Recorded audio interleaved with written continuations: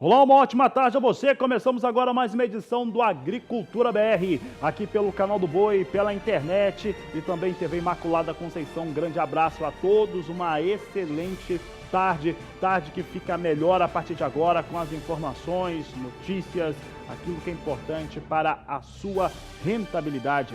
E nessa edição do Agricultura BR vou falar muito sobre exportações de produtos brasileiros. Eu vou dizer que as exportações do Brasil em carne bovina subiram 23%, as de suíno mais de 41% e que soja teve ampliação também. E olha, o acumulado para a soja em 5 meses é maior do que do ano passado. Esse assunto é bem interessante por aqui. Você vai conferir também por aqui uma entrevista inédita com o Eduardo Carvalhais. Ele fala sobre o mercado do café, fala sobre preços, fala sobre exportação. Brasil bateu 3 milhões e 100 mil sacas embarcadas durante o mês de maio, mas o preço é muito baixo. A queda em relação aos valores em dólar para a saca de café é muito expressivo e ele comenta essa situação aqui exclusivamente no Agricultura BR, aqui no canal do Boi. Vou falar também como é que vem a safra de milho, segunda safra lá no estado do Paraná, números do DERAL sendo divulgados hoje e a FC Stone trouxe números novos também para o milho e acredita agora numa exportação de 33 milhões de toneladas do cereal. Tem mercado físico, mercado futuro também a partir de agora. E olha, eu falo agora a respeito das exportações do complexo carnes. E é inegável, a peste suína africana, localizada na Ásia, ela faz com que os embarques brasileiros de carne fiquem muito mais expressivos. Isso fica cada vez mais determinante. Olha, se considerarmos carne de frango, carne bovina e carne suína, nesse mês passado, as elevações em relação ao volume foram de 10% até 41%. 10% foi frango, 41% foi carne suína. Depois, nós tivemos também um resultado de receita de exportação muito mais elevado. Como que aconteceu isso? Porque os volumes maiores, aí receita também subindo no mês passado. Vou começar falando sobre carne suína, porque carne suína tem aquele embate direto em relação aos embarques brasileiros de carne suína por conta dos problemas que China enfrenta com a peste suína africana. E isso faz com que se tenha uma demanda muito maior pelo produto brasileiro.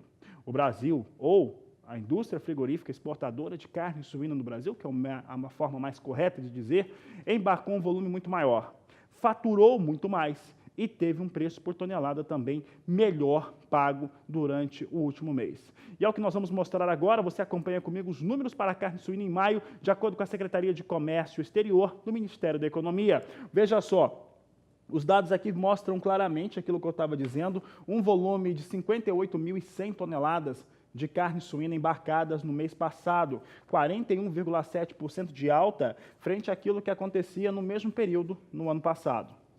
A receita atingiu 131 milhões e 600 mil dólares, alta muito expressiva, alta de 58,55%. O faturamento com carne suína aumenta demais. Já a tonelada da carne subiu 11,86%. Agora, foi negociado em maio a 2.265 dólares, portanto, nada mal que nós vemos para a carne suína neste momento, carne suína com embarques muito elevados, é o que nós destacamos aqui no Agricultura BR desta terça-feira, mostrando aqui o que vem acontecendo com carne suína. Olha, falo agora de carne bovina. Carne bovina teve uma alta também muito expressiva no volume. Foram 121 mil toneladas. 121 mil toneladas de carne bovina embarcadas durante o mês de maio. Uma alta muito expressiva e fez com que também se tivesse uma receita, um faturamento da indústria frigorífica exportadora também bastante elevado. Vamos ver os números todos, pode trazer para cá, não precisa estourar na tela, mostra só aqui na tela para mim, olha só. O volume foi de 121 mil toneladas, uma alta de 33,7%, receita de 470 milhões de dólares, com uma alta de 23,85%. O que é que caiu? caiu o preço da tonelada. Tonelada vale menos agora, 3.875 dólares, uma queda de 3,9%. Ano passado, no mês de maio também, eram 4.000 dólares, 4.040 dólares o valor da tonelada da carne bovina. Sigo falando de carne bovina porque não tem jeito, né? Questão ligada ao que foi identificado no estado do Mato Grosso. Só fechando aqui a linha de pensamento, nós tivemos aí esse volume embarcado, volume bastante expressivo. Os principais destinos foram Hong Kong e China, que na verdade é a mesma coisa. E aí quando falamos de China principalmente, nós temos aquele destaque, estamos falando desde quinta-feira, em relação àquele caso atípico, né, de vaca louca, uma vaca louca, uma vaca velha, na verdade, uma vaca idosa, localizada no estado do Mato Grosso. Né? Não se trata de nenhum problema efetivo. As medidas que foram tomadas pelo Ministério da Agricultura, de acordo com nota oficial, elas são protocolares. Ou seja, é uma espécie de instrução normativa para que se mantenha a credibilidade junto ao importador. Portanto, nada de errado sobre isso. Aliás, se conversarmos com pessoas especializadas em mercado internacional, você vai ver que a retomada é rápida. A decisão de suspender foi brasileira, foi do Ministério da Agricultura. Na verdade, mostra bastante transparência quando toma esse tipo de atitude. A OIE, a Organização Internacional de Saúde Animal, já deu por encerrado o caso. O Brasil continua com risco praticamente nulo, praticamente zero de ter esse tipo de doença. Mas a indústria frigorífica teve queda no valor das suas ações negociadas em bolsa, lá na B3. E claro que tivemos aí muita gente comentando, muita gente falando, isso pode trazer, ou já tem trazido, como alguns telespectadores têm nos informado, pressão na hora de negociar os animais. Bom, o produtor, o pecuarista tem que estar muito atento a isso. Claro que vão usar isso como argumento de compra, mas o fato é que não tem absolutamente nada de errado. Essa suspensão é protocolar mesmo, portanto, nenhum problema com a carne bovina do Brasil.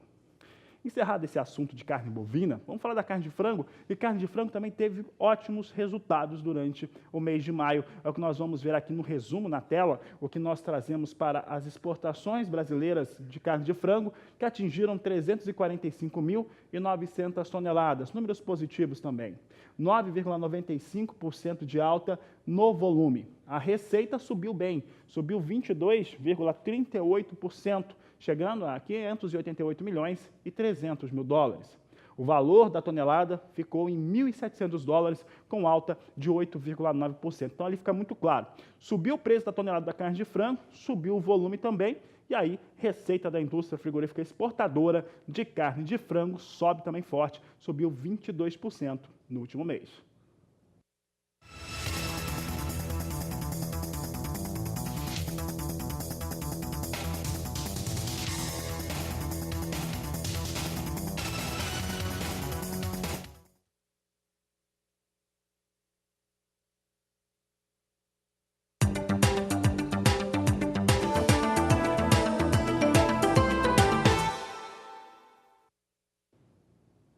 E o assunto por aqui no Agricultura BR agora é soja.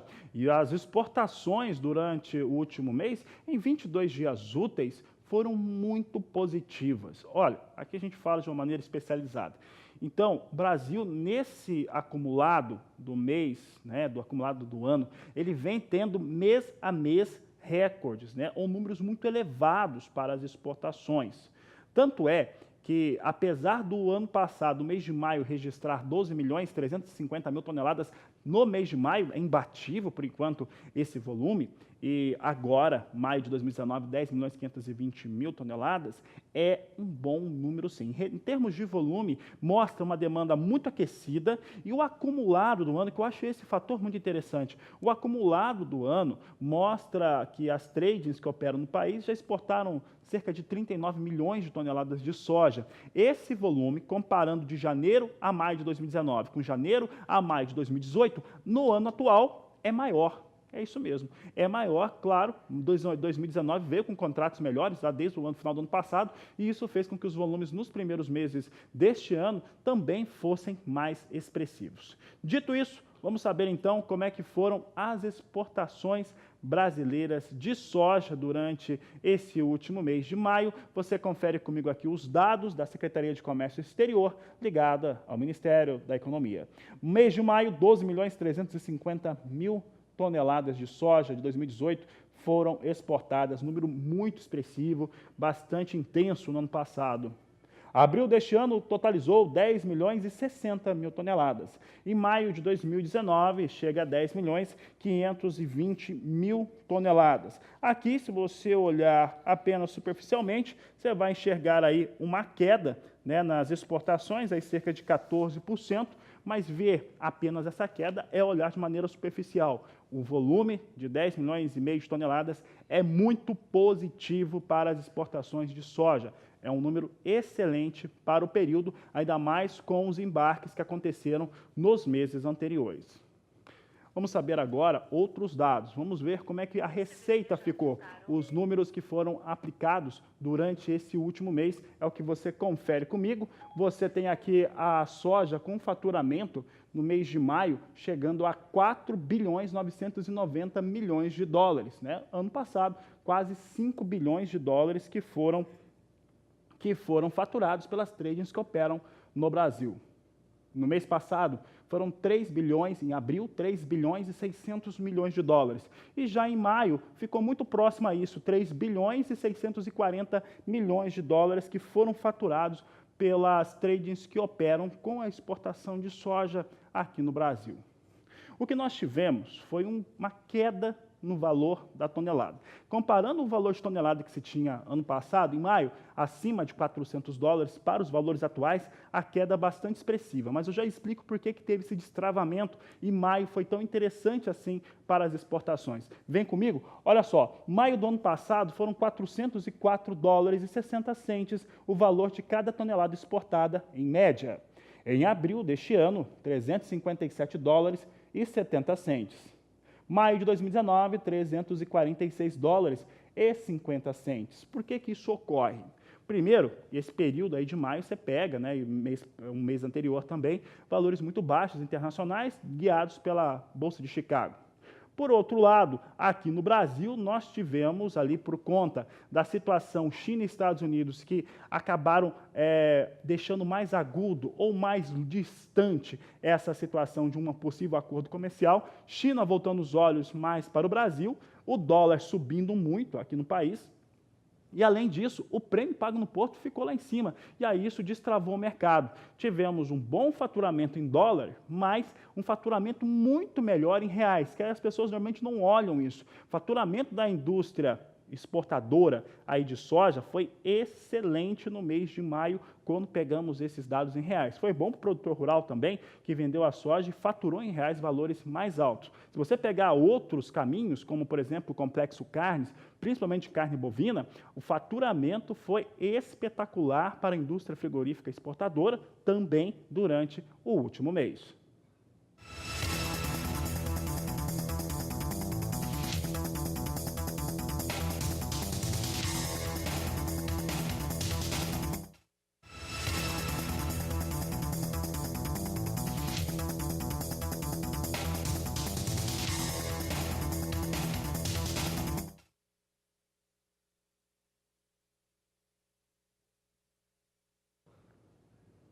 E vamos saber agora como é que vem os negócios com soja na Bolsa de Chicago, destaque de agora aqui no Agricultura BR. Vamos ver agora então como é que vem os números. Nós temos aqui uma alta boa, 6 centes de dólar no momento de alta nas 4 posições de mais curto prazo. Posição de julho a 8 dólares, 85 centes o bushel. Agosto, 8 dólares, 91 centes mais 2. A posição de setembro em quase 9, 8 dólares, 99 centes o bushel. E a posição de novembro, 9 dólares, 12 centes o bushel. Olha, nós tivemos a divulgação, trouxe os dados na edição 3 dessa última segunda-feira, e olha só o que aconteceu. Nós tivemos números apresentados de acompanhamento de lavoura nos Estados Unidos que mostram um atraso muito expressivo. Olha, são 40 pontos percentuais de atraso frente à média dos últimos 5 anos.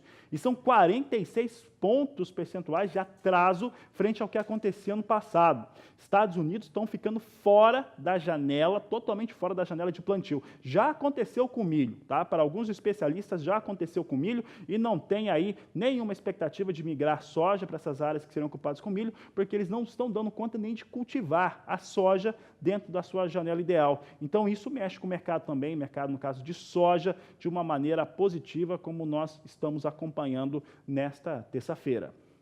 Falando agora de dólar, o dólar vai caminhando de acordo com algumas coisas que acontecem no ambiente doméstico e também no ambiente externo.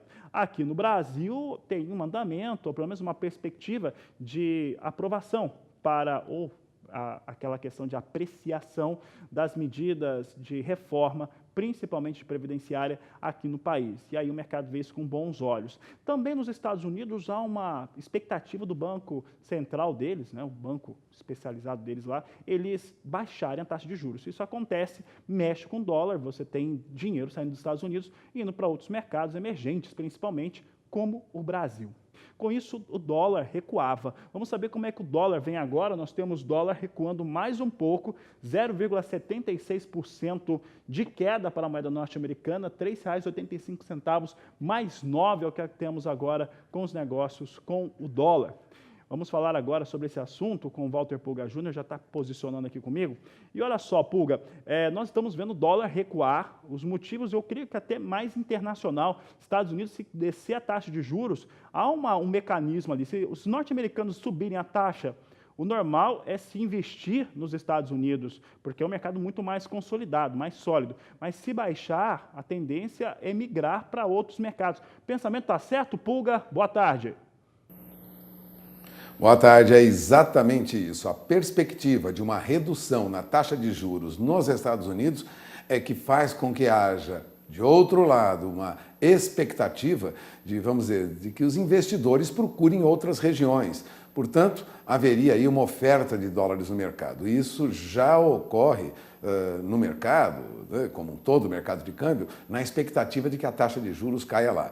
Bom, hoje pela manhã, Jerome Powell, o chairman do Banco Central dos Estados Unidos, o Federal Reserve, não sinalizou queda na taxa de juros, mas já há discussões sobre uma provável queda na taxa de juros lá nos Estados Unidos nos próximos meses. O Federal Reserve, segundo Jerome Powell, vai responder conforme, né, apropriado aos riscos apresentados por essa guerra comercial global e outros acontecimentos recentes. Foi o que ele disse hoje para a imprensa, num pronunciamento, né? Num breve comunicado incluído aí como parte de um discurso sobre questões mais amplas da política monetária americana, Jerome Powell disse que o Federal Reserve está monitorando de perto as implicações de uma disputa comercial que tem, desde a última reunião agora do Federal Reserve, afetado mercados acionários e títulos em todo o mundo, né? Há, na verdade, uma preocupação com a economia global, uma redução do crescimento da economia global. Há também ajustes em todo o mercado financeiro internacional com essa guerra, Fabiano. Nós temos comentado sobre isso aqui constantemente, os sites de internet, as emissoras de televisão e rádio abordam isso constantemente. Agora, as repercussões são negativas, né? Agora, Jerome Powell não sinalizou se haverá uma queda, né? Se há perspectiva mesmo de uma queda na taxa de juros, mas o mercado já dá isso como certo. Por isso, não é de se estranhar que haja também hoje uma continuidade na baixa do dólar. O dólar agora já numa queda mais acentuada, né? Você lembrava agora, abaixo de R$ 3,86, queda de 0,76%. Agora, o mercado já trabalhava, e quando eu falo mercado, eu falo operadores do mercado de câmbio, já operavam com essa perspectiva. Relatórios do JP Morgan, de bancos brasileiros como Bradesco, Itaú e outros analistas do mercado internacional já trabalham com essa perspectiva melhor para o dólar frente ao real, ou seja, a valorização do real, em função desse acordo político que nós tivemos na semana passada no Brasil, né? O STF, o presidente do STF, mais o presidente da Câmara Federal, mais o presidente Jair Bolsonaro, num acordo, e o presidente do Senado, num acordo para andar rapidamente com as reformas que são aguardadas depois da eleição do ano passado, né? Os brasileiros querem reforma, querem avanço na economia. E isso sinaliza aí, para quem opera no mercado de câmbio, dias melhores. Eu conversei sobre isso com o consultor da Advanced Corretora, o Alessandro Faganello, e ele comenta sobre a perspectiva de dólar em valores mais baixos lá na frente, o que já está ocorrendo agora. Acompanhe. Alessandro, é um prazer recebê-lo aqui. Vamos falar sobre o que preocupa aí quem trabalha com agronegócio, que é o câmbio. O dólar sobe, o dólar desce, tem se mantido acima de 4.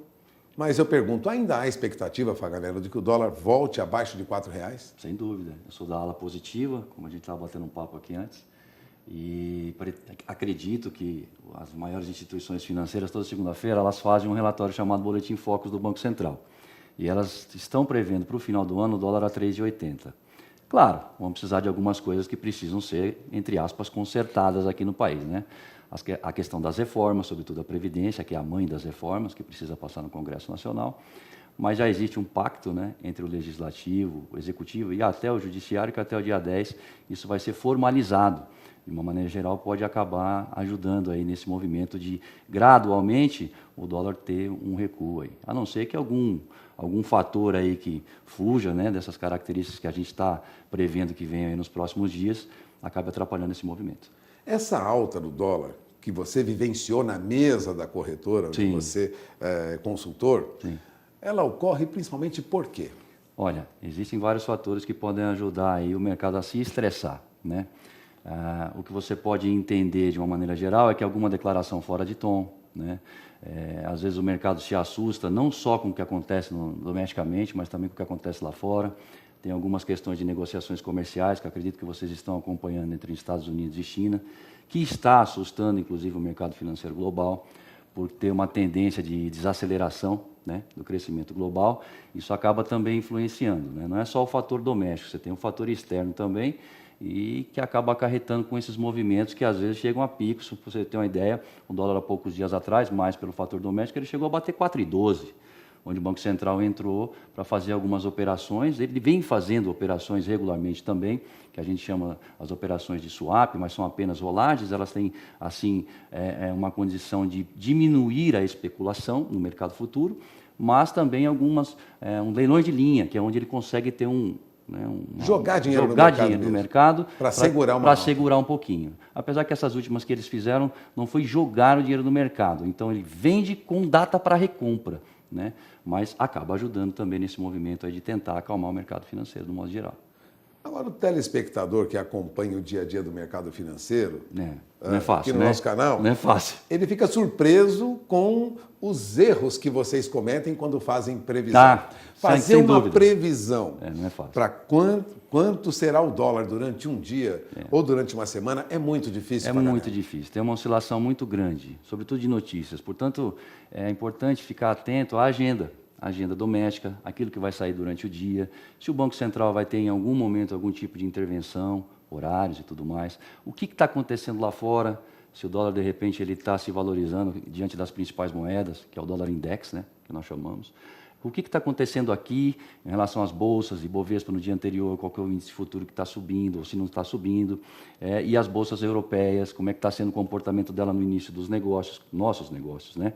Como foi o encerramento das bolsas asiáticas. Então, é um colchão de notícias muito grande. Não é fácil. Não é fácil. Agora, diariamente vocês fazem lá na Advanced um podcast, uma orientação, previsão do dia. Todos os dias de manhã a gente tem no nosso site, que é advancedcorretora.com.br, o panorama de mercado. O panorama de mercado ele é escrito justamente baseado nessas informações. Então nós temos as notícias da agenda interna, externa, bolsas e Estados Unidos, que é a maior economia do mundo. Às vezes o Trump dá alguma declaração que acaba assustando um pouco, né? Quer dizer, você fez uma previsão de manhã, à tarde mudou tudo. Pode mudar tudo. A gente até acaba brincando, né? Às vezes tem uma oscilação muito grande e repentina, você fala, quem falou alguma coisa? O que aconteceu? Foi aqui? Foi no Congresso? Foi nos Estados Unidos? Ou é o Xi Jinping, presidente chinês aí, que está chateado lá com o Trump com relação às questões comerciais? Até porque, você perceba, o mercado financeiro já estava apostando que essas negociações estavam se findando agora no começo do mês de junho. E veio uma reviravolta. Só que, houve uma reviravolta, né? Então, aquilo que estava sendo esperado, como um acordo que já estava praticamente firmado, o pessoal já precificando isso, de repente mudou. Por quê? Os Estados Unidos acaba alegando que a China mudou, né, alguns tópicos daquilo que foi acordado, e a China diz que não é bem assim.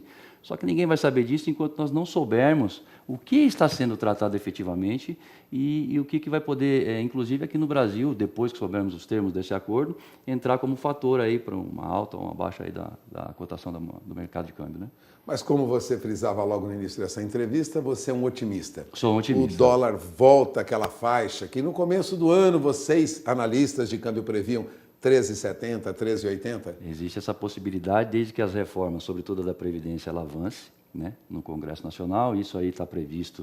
O relator do texto diz que até o próximo dia 15 ele pretende apresentar o parecer, né? Com a intensificação do estrangeiro querendo entrar no país, vai depender muito disso, dessas reformas passarem, avançarem num impacto fiscal que seja muito aproximado do que a equipe econômica está apregoando aí. Eles dizem 1,2 trilhão de reais em 10 anos, porém, isso aí o Congresso Nacional está dizendo entre 800 bilhões, 1 trilhão em 10 anos. Ainda assim, é próximo do que o Paulo Guedes está pretendendo, que é essa economia de 1 trilhão de reais em 10 anos.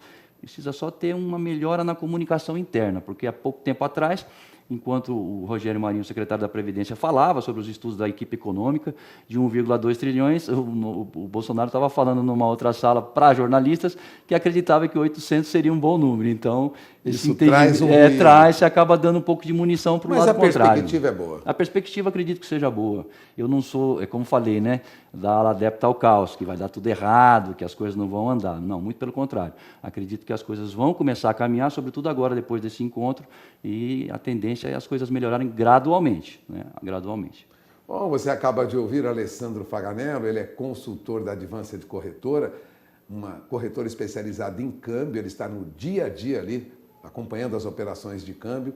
Dólar pode voltar à faixa de 13,80. Falta pouco, segundo ele, algumas reformas ajudariam. Alguns meses, né? Vamos esperar alguns meses aí, que as notícias positivas possam vir acompanhadas aí regularmente, né? Agradeço mais uma vez ao Alessandro Faganello aqui.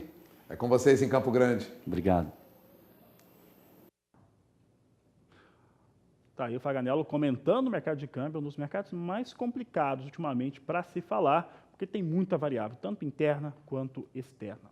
E ela impacta diretamente no seu negócio. Você que exporta, tem produto de exportação, né, que vende para exportação, é automaticamente afetado.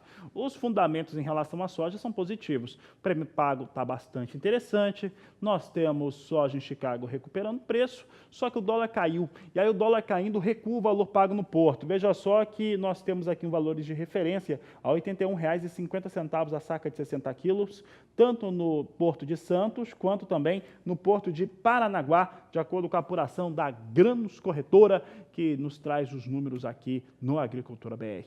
A Agricultura BR vai para o intervalo comercial e você pode aproveitar para entrar em contato conosco. Mande sua mensagem no 67 99656 2266. Daqui a pouco eu trago uma entrevista exclusiva com o Eduardo Carvalhais, que comenta o mercado do café. Voltamos já.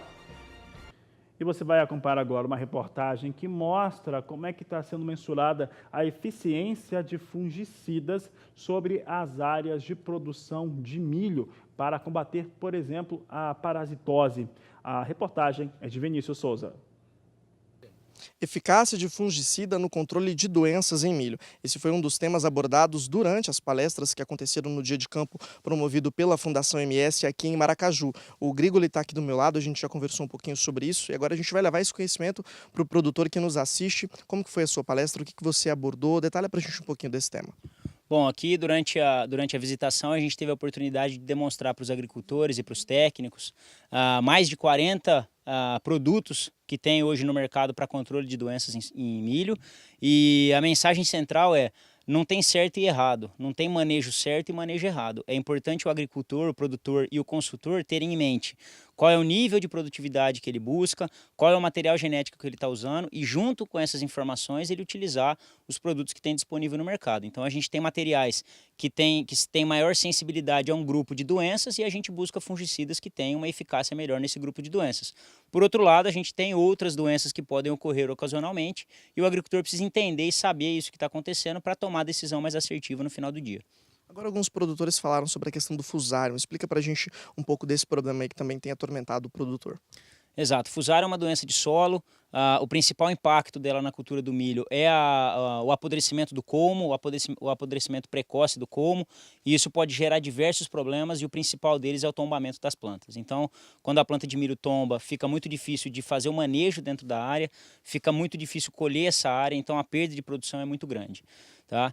A gente sempre alerta que fusário é uma doença que está em praticamente todos os solos do Brasil. Qualquer amostra de solo que você coletar tem uma grande possibilidade de você identificar o fusário no laboratório de identificação de doenças.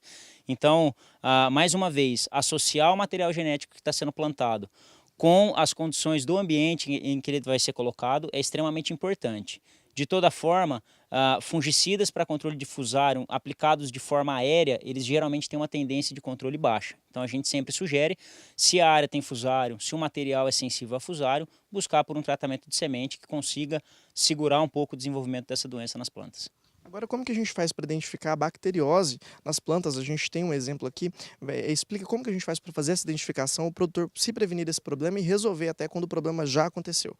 Bom, bacteriose é um problema recente. A gente tem o estado do Paraná com um problema maior de ocorrência generalizada de bacteriose no milho.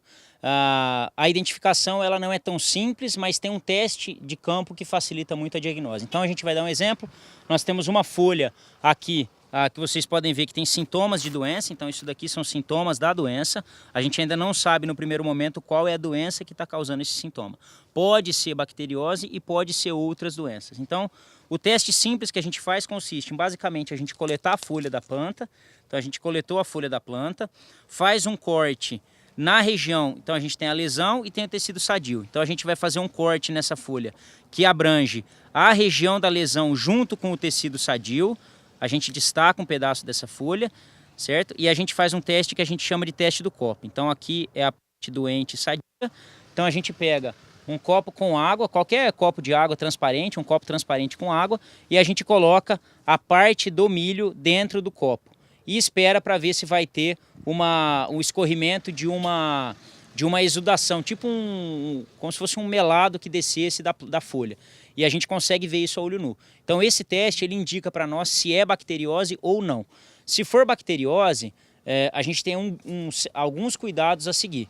Se não for bacteriose, nesse caso aqui dessa área, a gente já fez o teste prévio, não é bacteriose, então a gente fica na dúvida de duas doenças. Ou é a mancha branca ou é a cercosporiose. No nosso caso, mancha branca. Então, o manejo adequado seriam produtos que tenham um bom controle de mancha branca para acessar o desenvolvimento do patógeno. Se for bacteriose, buscar por instituições que tenham um pouco mais de conhecimento sobre essa doença que está acontecendo de forma nova na região, para traçar as estratégias mais assertivas de manejo na lavoura a partir do momento da diagnose da bactéria. Tá certo, então muito obrigado pela sua participação. Essas e outras informações você pode rever lá no nosso portal sba1.com. De Maracaju, em Mato Grosso do Sul, Vinícius Souza.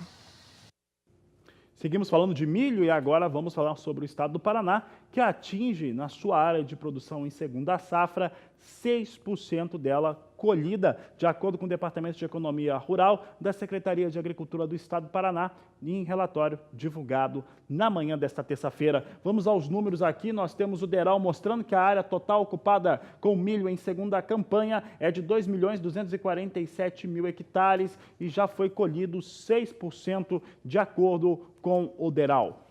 A qualidade das lavouras você confere aqui no Agricultura BR. Vamos saber como é que então ficou a qualidade, como ela está sendo mensurada. Nós temos aqui os dados mostrando que 84% dessas lavouras de milho no estado do Paraná estão em boas condições, 13% em condições médias e 3% em condições ruins, de acordo com o DERAL.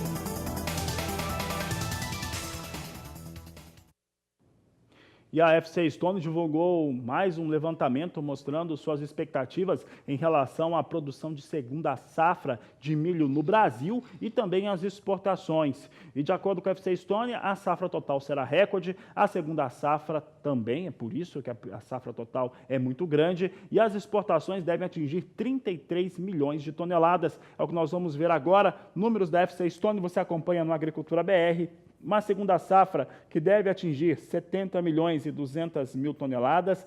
Os estoques brasileiros, de acordo com a consultoria, vai subir muito. Estoque subindo muito. 17 milhões e 900 mil toneladas de milho em estoque no Brasil. A exportação pode atingir 33 milhões de toneladas. Eu lembro aqui que a FC Stone estava divulgando no mês passado 32 milhões de toneladas de exportação e um estoque 400 mil toneladas menor. Portanto, deve mesmo subir aí tanto os estoques brasileiros de milho quanto também os embarques principalmente chegando a 33 milhões de toneladas do cereal. A Agricultura BR agora mostra rapidamente como é que vem os negócios com milho lá em Chicago. Nós temos aqui as posições negociadas no curto prazo. Vem na estabilidade com ligeiro viés de queda. Julho a 4 dólares 24 centes o bushel. Setembro 4 dólares 33 centes mais 2. Dezembro 4 dólares 42 centes o bushel. E março 4 dólares 50 centes mais 4 por bushel. São os negócios que trazemos hoje com milho na Bolsa de Chicago. E falamos de café aqui no Agricultura BR. E nesta tarde de segunda-feira, a Secretaria de Comércio Exterior, ligada ao Ministério da Economia, divulgou os números de exportação. Para o café, foram 3.157.000 sacas que foram exportadas em 22 dias úteis do mês de maio de 2019. É uma alta muito expressiva, 123%, frente àquilo que aconteceu no mesmo período do ano passado. Mas isso ocorre porque no ano passado nós tínhamos a paralisação ou greve dos caminhoneiros, a paralisação que virou greve dos caminhoneiros nas rodovias, que prejudicou os embarques de café nesse mês de maio, em 2018. Vamos ver os números, então, das exportações brasileiras de café. Nós tivemos maio de 2018 com 1.410.000 sacas que foram embarcadas. Abril deste ano, 2.680.000 sacas, enquanto que maio chega aqui a 3.157.000 sacas de café. É o destaque do Agricultura BR em relação a volume. Então, agora, vamos falar um pouco a respeito do faturamento dessas tradings que operam com os embarques de café. Olha, faturamento, ele ficou de uma maneira que, por conta do volume muito maior, mais que o dobro, ele é mais expressivo quando comparado ao ano passado. Mas a situação é bastante grave. Veja só, trazendo aqui, e esse faturamento aqui é em dólar, né, sempre lembrando isso, maio de 2018 teve 214 milhões e 214.300 sacas, 214 milhões e 300 mil dólares que foram faturados pela indústria, perdão. Abril chegou a 330 milhões de dólares de faturamento. Maio deste ano, 372 milhões e 900 mil dólares que foram faturados com o embarque dessas 3 milhões e 757 mil sacas de café. Então, aparentemente, parece que é um volume muito forte em relação ao faturamento, mas não é não. Nós vamos ver agora a causa que vai tirando o sossego do cafeicultor brasileiro. E o destaque que eu mostro é um preço por saca de café em dólares, o cenário internacional muito baixo. E esse preço rebatendo aí sobre o cafeicultor brasileiro. Veja só o que nós temos aqui em relação aos valores. Aqui, a relação dos valores por saca de café é um dos elementos mais interessantes para entendermos a crise que o mercado tem, que o cafeicultor brasileiro tem em relação ao café. Maio do ano passado, 151 dólares e 60 centes. Abril deste ano, o valor da saca ficou em 122 dólares e 90 centes. E maio de 2019, nesse mês passado, média pelo valor pago de 118 dólares e 10 centes. Portanto, situação terrível aí para o cafeicultor, para a cadeia produtiva de toda maneira, mas esses preços baixos, eles recaem mesmo sobre o cafeicultor. E sobre este assunto, eu converso agora com o Eduardo Carvalhais, que comenta os números que foram divulgados pela Secretaria de Comércio Exterior, principalmente esses aí em relação a volume, a faturamento e o valor da saca médio. Eduardo Carvalhais, boa tarde, situação complicada, como é que você avalia esses números? Bom, boa tarde. Bom, as exportações cresceram agora no mês de maio, era esperado isso pelo mercado. Nós temos que lembrar que nós estamos numa safra de ciclo alto e em maio do ano passado nós estávamos no final de uma safra de ciclo baixo e sem estoques. Os números foram bons agora, sem dúvida nenhuma, mas foram muito ruins, realmente foi em maio de 2018, por isso que dá essa diferença. E nós temos que lembrar também que esses números não são finais. Os embarques de café relativos a maio ainda continuam nesse início de junho, ou seja, são embarques já registrados no mês de maio, mas que ainda estão sendo embarcados. Os números finais devem ser divulgados pelo Conselho de Exportadores de Café do Brasil ou nessa sexta-feira agora ou no início da próxima semana. Normalmente eles divulgam esses números entre os dias 6 ou 7, nunca se sabe com antecedência qual é o dia certo. Podem crescer um pouco mais, sim. Normalmente é o que acontece. Não dá para se ter certeza disso, mas normalmente os números divulgados pelo Secafé costumam ser um pouco acima dos números registrados e divulgados pelo Ministério da Indústria e Comércio, porque eles contabilizam esses números nos primeiros dias do mês seguinte. Olha, esses embarques são bons, mostram primeiro que a demanda pelo café brasileiro no mundo é muito grande. Segundo, que o consumo vai bem, obrigado, não só aqui no Brasil, como no mundo todo. Ainda na semana passada nós tivemos aquele seminário promovido pelo Conselho de Exportadores de Café do Brasil, onde falou o presidente da Câmara de Comércio Brasil-China, mostrando números muito otimistas sobre o consumo de café na China. Ele vem crescendo a quase 14% desde 2007, e principalmente pela classe média chinesa, que está indo para as cidades. E esse crescimento deve ser muito grande nesses próximos 10 anos. O governo chinês prevê que até 2022 a classe média chinesa vai estar com 600 milhões de pessoas e até 2030 com 900 milhões de pessoas. Então, se o consumo continuar crescendo do jeito que vem crescendo, até 2030 os chineses vão ser também um grande consumidor de café. Eles já são grandes consumidores de outros produtos do Brasil e provavelmente serão também de café. Então, nós temos que acompanhar o início dessa colheita da nova safra brasileira, está preocupando bastante. As chuvas fora de hora têm derrubado muito café no chão. As informações sobre uma queda de qualidade da nova safra começam a preocupar. Inclusive, a cooperativa de Guaxupé vem mostrando preocupação com a qualidade dos primeiros cafés que têm entrado nos armazéns dela. Os cafeicultores também relatam que a produção de cereja descascada este ano vai ser menor justamente pela queda dos cafés no chão. E essa é uma safra de ciclo baixo. Tudo isso preocupa. Nós temos que ver o que acontecerá nesses próximos meses. Temos que acompanhar, e essa é uma das razões da alta que nós tivemos a semana passada em Nova York. É uma procura grande pelos cafés da safra atual, e com os grandes embarques vem diminuindo bastante esse estoque, está chegando ao final o estoque da safra atual, e também as chuvas e a chegada do frio. Tudo isso tem feito os preços de café subir em Nova York, e a previsão do mercado lá fora é que eles continuem nesse patamar. Vamos ver, depende muito, principalmente do que vai acontecer com a safra brasileira, que agora que começa a entrar nos armazéns. Aí, Eduardo Carvalhais, obrigado pela participação, um grande abraço a você, sempre participando aqui conosco no Agricultura BR. E daqui a pouco vamos trazer outras informações, destaques para você sobre a economia do agronegócio. Então acompanhe conosco também todas as nossas informações no SBA Play e também nas nossas mídias sociais. Acesse, você vai ficar sempre muito bem informado daquilo que faz diferença no seu negócio. Nós vamos para o intervalo e voltamos já. E a Emater, no estado do Rio Grande do Sul, divulgou o seu primeiro levantamento de produção para a safra de inverno. É o que você confere agora na reportagem de Annelise Nicolodi. Para esta safra de inverno, estimativas indicam que a área de trigo terá um aumento de 4,12%, passando de 710.158 hectares na safra passada para 739.404 hectares. Apesar do incremento tecnológico empregado na cultura ano a ano, a produtividade nesta safra deve se reduzir em 11,21%, ficando em 2.192 quilos por hectare, contra 2.469 quilos por hectare na safra de 2018.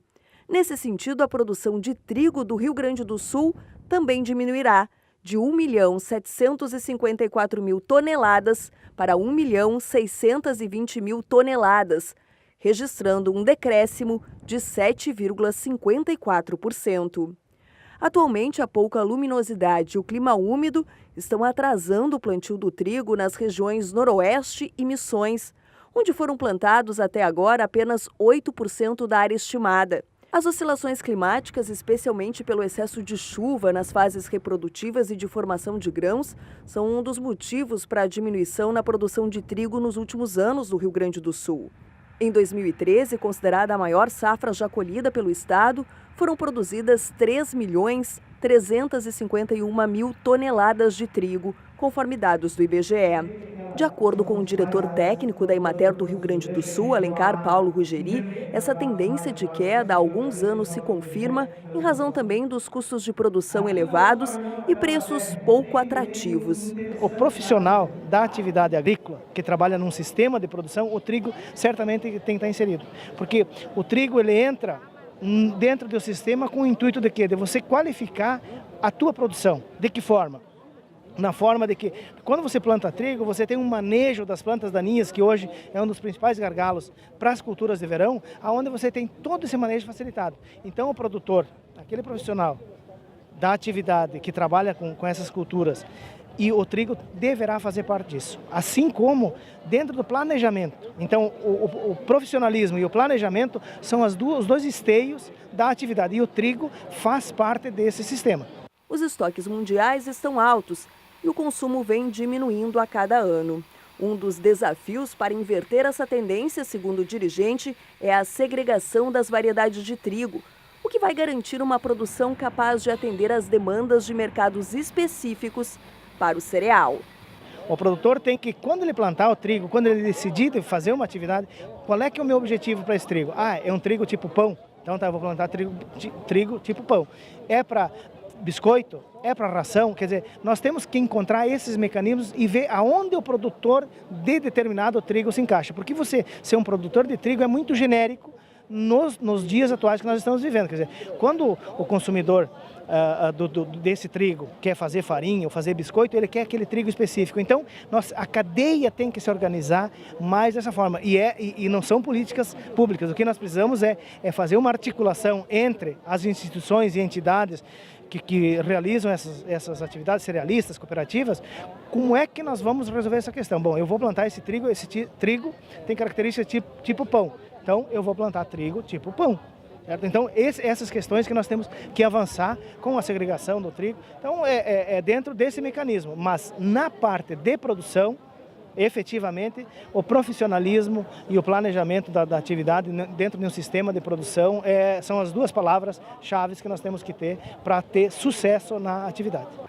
A aveia branca apresenta expectativa de aumento de área de 5,28% para essa safra, passando para 299.866 hectares. A área de cevada deve ter aumento também, de 1,44%, passando para 42.414 hectares. Já a canola terá redução de área de 2,42%, diminuindo também as expectativas de produtividade em 6,56% e, consequentemente, de produção de 8,84%, projetando para essa safra uma produção de 41.238 toneladas de canola. O Agricultura BR vai para o intervalo comercial. Daqui a pouco vamos destacar o Itacenepol aqui no programa. Voltamos já. E nós vamos agora trazer em destaque a semana Ita Senepol, começou nesta última segunda-feira, e você está tendo informações em toda a nossa grade de programação. É por isso que nós vamos para lá agora, vamos para o estado de Goiás. Meu amigo João Campos está por lá. João Campos está conosco aqui, trazendo as informações e os destaques dessa edição. Boa tarde, João. Muito boa tarde, Fabiano. Boa tarde a todos que acompanham o programa Agricultura BR. É um prazer imenso estar aqui ao lado desta grande fera da produção do Senepol, meu amigo Itamar Neto está aqui. Hoje nós estamos com o segundo dia já, com diversas vendas acontecendo. Muita alegria para a gente poder ofertar animais com esse padrão, né, Ita? É isso aí, boa tarde, com alegria, nosso amigo Fabiano aí no SBA. A continuidade do trabalho aqui está indo espetacularmente bem.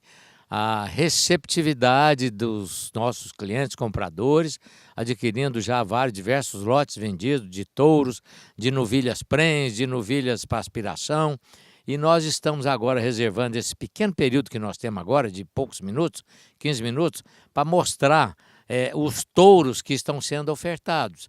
São 15 touros, já tem diversos lotes vendidos, mas está aqui do nosso fundo aqui, ó. Estão aqui no estado corporal em que eles estão no pasto.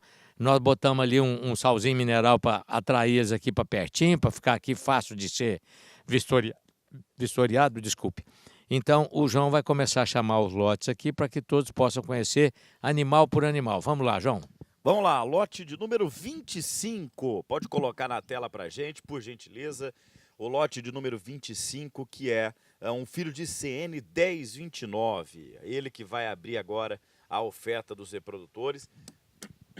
Eu lembro aos senhores que esses animais, eles estão, mesmo no momento que nós não estamos no ar, as confirmações, as consultas acontecem na nossa central em Araçatuba. É só entrar em contato pelo 18 3622 4999 e pelo 18 99637 2999. Por esses dois telefones, é só os senhores entrarem em contato conosco, tá?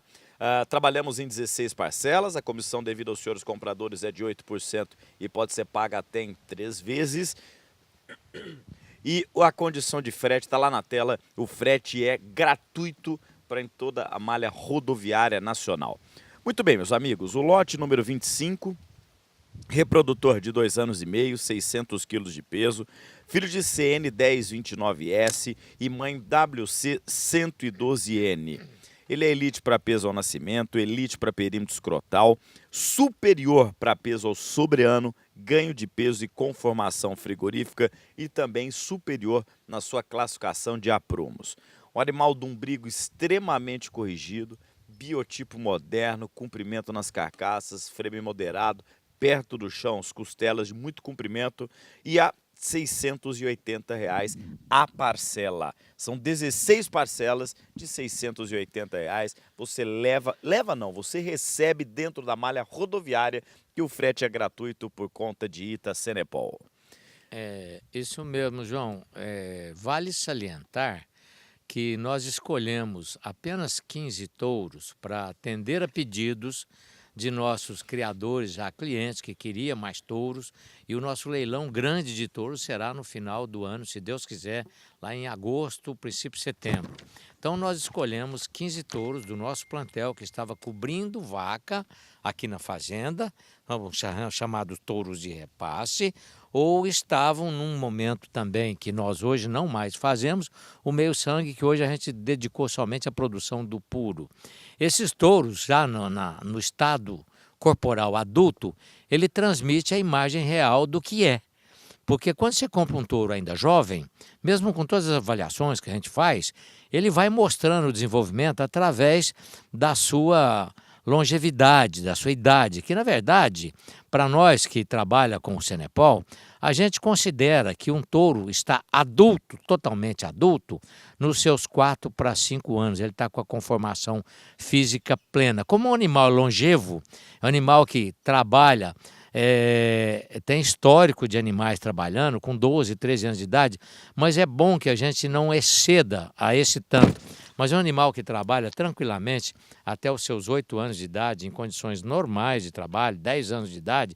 Pois é, gente, um touro que trabalha 8, 10 anos de vida já fez bezerro demais da conta. 30 Então, é isso bezerros daí. por ano. É. 30 bezerros por ano. Em 10 anos são 300 bezerros. Então assim, da cadeia reprodutiva dos bovinos, o animal mais longevo que tem em estado produtivo é o Cenepol.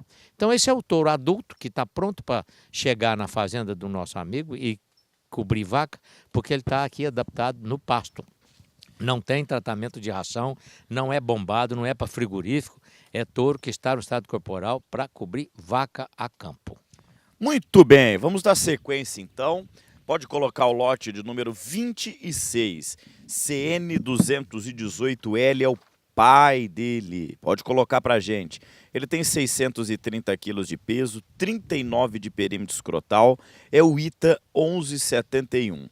Veia materna dele é simplesmente do grande touro produzido aqui na Fazenda Bom Jardim, o Pedra do Ita. Ele que é um animal destaque para área de olho de lombo, para perímetro escrotal. Então, fertilidade e características de carcaça neste touro, que é o lote de número 26, parcelas de R$ 680. É só os senhores ligarem para a nossa mesa operadora que está lá a postos e aproveitar a oportunidade. Tá bem? Lote de número 26 na tela. Ô, João, eu acabei de receber aqui uma sugestão de um amigo criador que nos assiste. É o seguinte, eu achei interessante e vamos pedir para ver se é possível, acho que não tem problema nenhum. Como todos os lotes estão filmados e disponíveis para as pessoas consultarem, claro, estão todas no site da Central Leilões. Todos lá. Então, enquanto aqui a gente está vendo o lote 26 e o nosso cliente está em casa e quer ver os demais lotes, e onde é que vê esses lotes? É no site da Central Leilões que eu sugeriria, se possível, colocar na tela o site da Central Leilões para que as pessoas possam ir pesquisando no seu computador, pela internet. Olha, eu gostei do lote número tal, porque lá está todos os lotes disponíveis, filmados, para que possam ser todos consultados. Então, havendo a possibilidade, pedimos o canal do Boi aí, que coloca o site da Central Leilões, para que as pessoas possam entrar no site e conhecer os lotes. O telefone está lá para quem quiser ligar e já confirmar as suas compras do que está passando na tela. Porém, o site para consulta de todos os lotes é o que a gente está sugerindo que seja colocado. Segue aí, João. É o mais simples possível. centralleilões.com.br, tudo junto, sem o tio, tá lá, ó. Obrigado, Campo Grande, colocou lá pra gente. Entrem lá no site centralleilões.com.br. Todos os animais que estão à venda estão lá, inclusive os que já foram vendidos, mas está lá com a tarjinha vendido, você não consegue nem mais ver o vídeo. Então estão todos disponíveis, é só você clicar no evento Mega Semana Ita Cenepol, que já será redirecionado a todos os sites, a todo o nosso conteúdo, ou então também, tá aí os telefones, liga pra gente, a gente encaminha pro seu WhatsApp, o catálogo, o vídeo, enfim, a gente te atende da maneira mais pronta possível. Lote 28, Campo Grande, vamos lá. Lote de número 28 é o ITA 1116, reprodutor com 39 centímetros de perímetro escrotal. Ele que é um touro, filho de WC 173R e mãe PRR 840. Touro que tem como valor R$ 650 de parcela, são 16 parcelas. E as características desse animal que nos chama a atenção é superioridade, ou seja, ele é superior para habilidade materna, peso a desmama, total maternal a desmama, peso ao sobreano, conformação frigorífica e área de olho de lombo. Ele é elite para perímetro escrotal sobreano, ganho de peso e conformação a desmama, além de espessura de gordura subcutânea. Ou seja, produzirá machos musculosos, fêmeas precoces e férteis. Aí um grande touro traz o melhor da linhagem de Wennerly Farms através de WC 173R, com uma mãe que vai a PRR 840. Ita. Pois é, o grande apelo dele, o perímetro escrotal de 39 centímetros de CE, é a marca registrada que quanto maior o perímetro escrotal, maior fertilidade esse animal transmite para as suas reproduções. Então é um touro muito bem conformado, umbigo corrigido e de um perímetro escrotal bastante avantajado para que ele possa imprimir a grande capacidade reprodutiva dele. Então tá aí, R$650 é só ligar na mesa operadora e confirmá-lo agora. Muito bem, lote de número 29. Pode colocar pra gente o próximo lote. Esses lotes, inclusive, são lotes inéditos. Primeira vez que estamos apresentando estes touros. Lote de número 29 é o Ita 1178, reprodutor que tem 2 anos e meio, geração outubro. Ele que é um filho do campeão 7013, numa mãe Sol 10. Superior para peso ao nascimento dentro do programa Embrapa Gene Plus. Ele que é elite para conformação frigorífica, superior nas suas mensurações de ganho e de aprumos também, que chamam atenção, bons aprumos e boa ossatura que tem esse reprodutor. Touro do umbigo corrigido, melhor da linhagem do Prime Rate Ranch através do campeão 7013 e a mãe que remete ao trabalho da ganadeira 63 através do Sol 10. Reprodutor, frame moderado, de muito comprimento de carcaça, de muita costela, touraço, hein? Para aproveitar, levar e tem mais, gente. Reprodutores a pasto, reprodutores produtivos, aonde eles têm que ser produtivos, que é no pasto. Muito bem. Eu vou deixar esse último espaço final aqui da nossa apresentação agora para fazer um convite. Hoje à noite, às 18h10, aqui no Canal do Boi, dentro do programa Mais Pecuária, nós teremos 30 minutos de apresentação. E nesses 30 minutos nós mostraremos alguns reprodutores também, fêmeas prenhes dentro da estação de monta e novilhas jovens para você aspirar e depois emprenhá-las dentro da estação agora do ano de 2019. Uma oportunidade muito especial. Agora, um apelo que a gente faz até para que os senhores não percam a chance de comprar um animal à sua primeira escolha. Entra no site, vistoria, liga na mesa operadora e confirma, porque as vendas estão acontecendo a todo momento. E como, inclusive, o nosso cliente que está aqui com a gente foi pegar um touro, o touro já havia sido vendido. Então não percam a oportunidade, viu, gente?